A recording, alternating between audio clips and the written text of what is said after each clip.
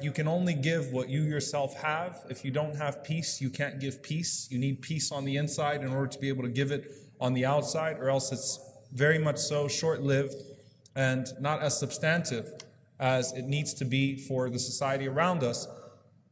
This is going to take a lot of deep research. And so the first survey that we actually launched was called the Doubt Survey, where we did the first analysis through 32 imams, chaplains, social workers, people that work hands-on with the Muslim community to identify the sources of doubt.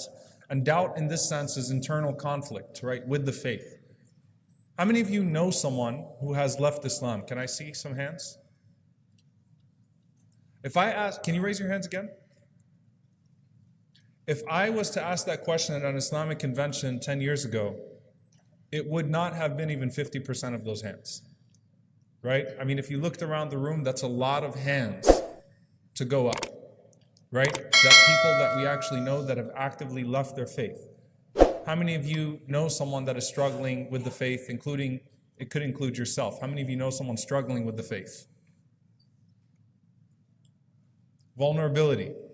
So when you look at the Pew studies and you see 23% of American-born Muslims no longer even identify with Islam, that tells you something. But the statistics could be very telling. Why is it that 80% of American Muslims fast, but only 39% pray, when prayer is more important than fasting in the hierarchy of the pillars of Islam? What does that say about identity and belonging and different factors that come into play with our worship? So we launched the Doubt Survey, and most people did not identify intellectual reasons for their departure from Islam, but deeply personal ones, because you cannot separate your personal experiences from your belief, from the way that you would view God, and from the way that you would view the world around you. We are complex beings, but everything is deeply interconnected. If the authority in your life has been abusive, then naturally when God is introduced into your life as an authority, you're going to view him probably through an abusive lens, because that's what it was. If it was highly disciplinary, God's, there are triggers in anything that's disciplinary associated with God in the Quran and the Sunnah of the Prophet ﷺ. If culture was presented to you packaged as religion and you had an aversion to that cultural idea, thinking that it was Islam, that might have turned you off of the religion. If you've been constantly bombarded with this idea that you are from a backwards way of thinking, an inferior religion, an inferior way of life, and you went to public school your entire life and everyone around you, felt sorry for you, or pitied you and viewed you as being oppressed, and you naturally started to view yourself as oppressed. All of those things are deeply interconnected. So there is an intellectual component, because what those things do at the personal level is they expose our intellectual deficiencies as well, and our spiritual deficiencies as well.